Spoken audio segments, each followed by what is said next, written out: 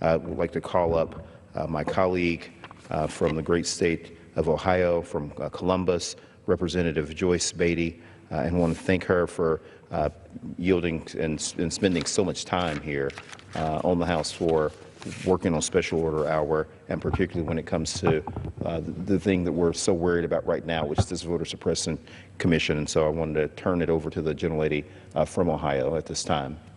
Thank you, Congressman Beatty. Mr. Speaker, it is an honor for me to stand on this floor. But when I think that tonight I have to stand here and talk about the topic that the Congressional Black Caucus comes to the House floor to speak out against, it's a sad day. To my classmate and colleague and friend, Congressman Mark Beatty, thank you. Thank you for taking a leadership role. Thank you for making that clarion call to ask us to come. Many of us will come tonight and speak out. Several of us will file our message so it could be recorded. Others will be back in their districts fighting for voting rights.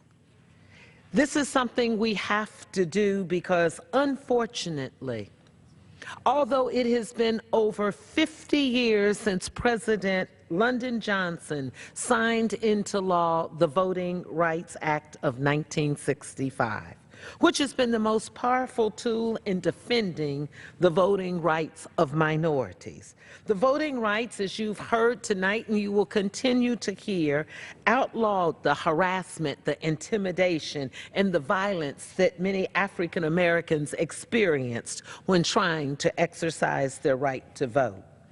It ended some of the most overtly discriminatory practices in our country's history by banning literacy tests, appointing federal examiners in certain problematic areas to register voters and monitor elections, and criminalizing voter intimidation, threats, and coercion.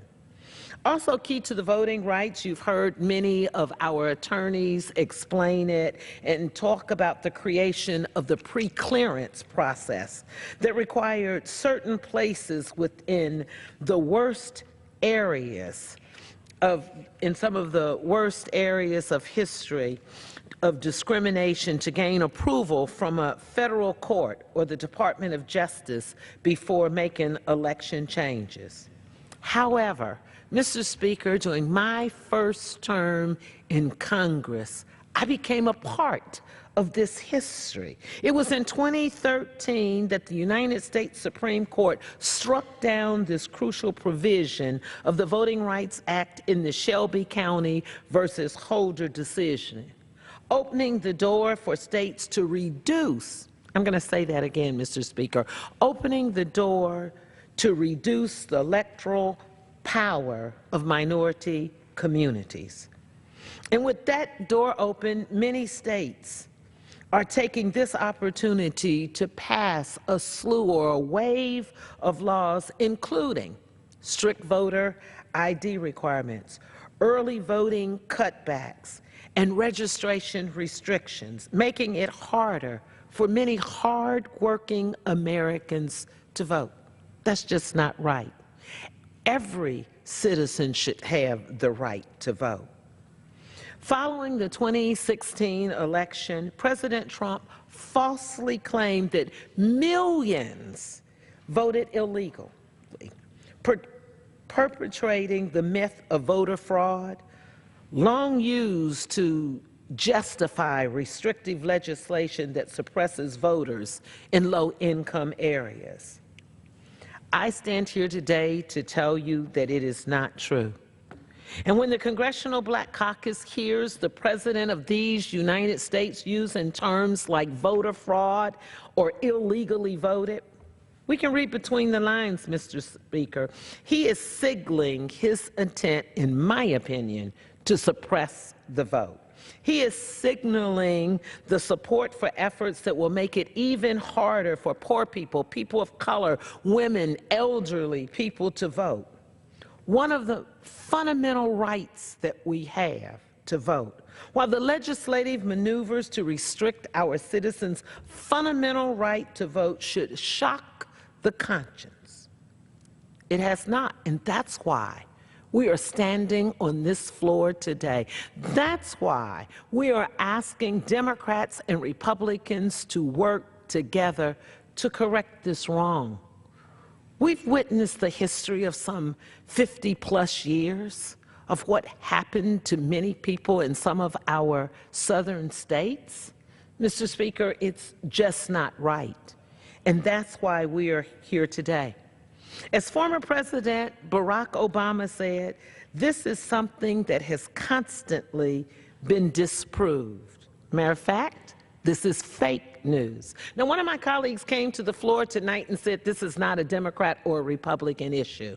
Well, let me say it a little differently. This should not be a Democrat or Republican issue.